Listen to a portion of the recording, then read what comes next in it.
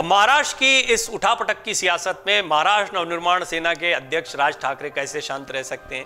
राज्य के सियासी घटनाक्रम पर उन्होंने बड़ा बयान दिया है। पुणे में मीडिया से बात करते हुए उन्होंने मंगलवार को दावा किया कि महाराष्ट्र के राजनीतिक घटनाक्रम के पीछे खुद एनसीपी सुप्रीमो शरद पवार का हाथ हो सकता है। मैंने कुछ रिपोर्ट्स में इसका जिक्र किया था। देखिए, ये सुगबुगाहट का केंद्र है कि इतनी बड़ी बगावत हो गई, शरद पवार को इसकी जानकारी नहीं थी।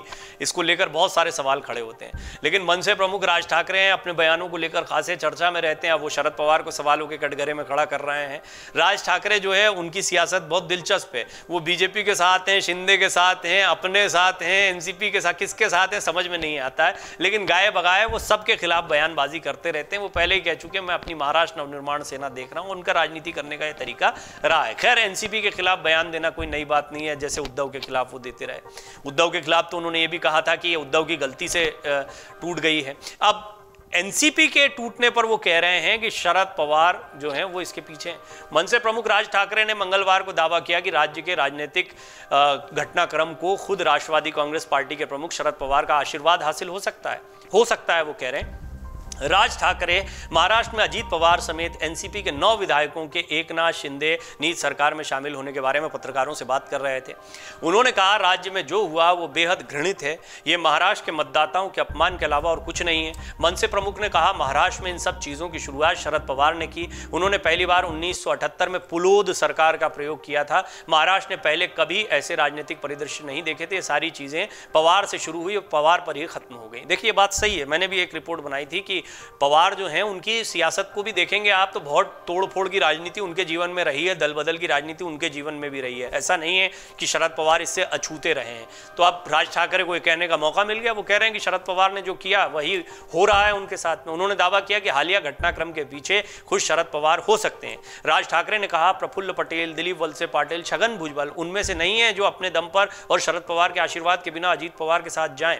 ये गौर करने वाली बात है, इससे इनकार नहीं किया जा सकता। मैंने भी कई रिपोर्ट में कहा है कि प्रफुल्ल पटेल, छगन भुजबल ये 2 कंधे की तरह हैं शरद पवार के। ये अचानक से इस तरह धोखा दे देंगे उनको या उनसे दूर चले जाएंगे, ये किसी को पच नहीं रहा है।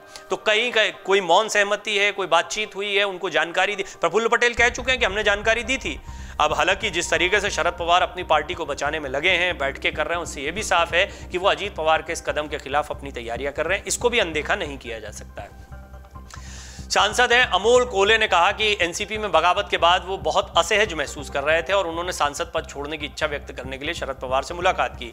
लेकिन पार्टी अध्यक्ष शरद पवार से मुलाकात और अपने मन की बात कहने के बाद उन्होंने फैसला बदल दिया। साथ ही उन्होंने ये भी कहा कि मुझे शपथ ग्रहण के बारे में कोई जानकारी नहीं थी। देखिए, ये अमोल कोले वो हैं जिन पर डिटेल रिपोर्ट बनाई है, आपने काफ़ी पसंद भी किया उसको कि वो चले गए थे अजीत पवार के साथ। लेकिन उन्होंने कहा, मुझे कुछ आइडिया नहीं था, बाद में मुझे लगा नैतिकता के साथ जाना चाहिए।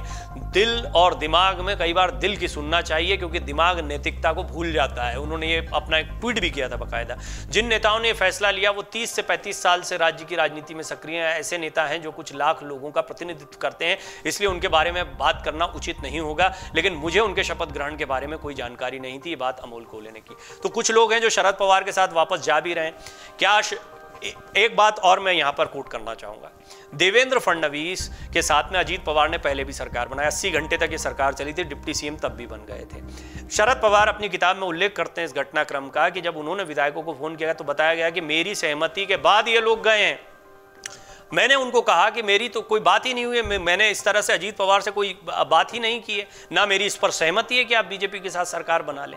इसके बाद में विधायक वापस लौट आए थे, रातों रात फैसला पलट गया था। अजीत पवार दोबारा डिप्टी सीएम बने, लेकिन महाविकास अघाड़ी में बने। शरद पवार ने कहा, बनना है तो हमारे साथ ही बनो। प्रफुल्ल पटेल अब दावा कर रहे हैं कि 2022 में जब एनडीए के साथ में शिंदे गुट चला गया था, तभी हमारे विधायक चाहते थे 51 कि हम जाकर एनडीए की सरकार में शामिल हो जाएं। लेकिन उस वक्त ये फैसला लागू नहीं हुआ। तो तब से तैयारियां चल रही थी। क्या अजीत पवार के सुर भी बताते हैं, बीच बीच में वो छटपटाहट महसूस कर रहे थे, वो इस निर्णय से बहुत ज्यादा प्रसन्न नहीं थे।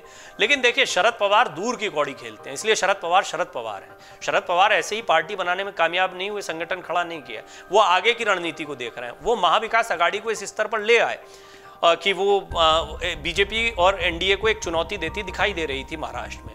लेकिन अभी फूट हो गई है, क्योंकि अभी अजीत पवार डिप्टी सीएम बन तो गए हैं, लेकिन क्या एनसीपी की स्थिति रहेगी जो शरद पवार की रणनीति से? ये बहुत ही महत्वपूर्ण पहलू है राजनीति का। शरद पवार इस वक्त सत्ता से ज्यादा ये विचार कर रहे थे कि आगामी लोकसभा चुनाव में वो कितने सांसद जिता कर लाते हैं और महाराष्ट्र की सियासत तो आप देख ही रहे हैं, इधर के विधायक इधर होते हैं, सरकार गिर जाती, कुछ इस तरह का मैंडेट मिला है। हो सकता है कि पहले ही चुनाव हो जाए, निर्धारित समय से पहले चुनाव हो जाए महाराष्ट्र में, इस बात से इनकार नहीं किया जा सकता। जैसे हालात बने हुए, कई बार इस बारे में दावे किए जाते रहे। तो महाराष्ट्र की सियासत बहुत दिलचस्प है। शरद पवार के बारे में राज ठाकरे का जो कहना है उसको खैर बहुत ज़्यादा सहमति तो नहीं दी जा सकती है। राज ठाकरे अपने बयान देते हैं, लेकिन फिर भी शरद पवार को हो सकता है जानकारी हो, लेकिन उनके हाथ में ना हो ये चीज़ें। आगामी दिनों में वो क्या निर्णय लेते हैं, और अगर शरद पवार के हाथ में है तो क्या ये विधायक वापस आएंगे।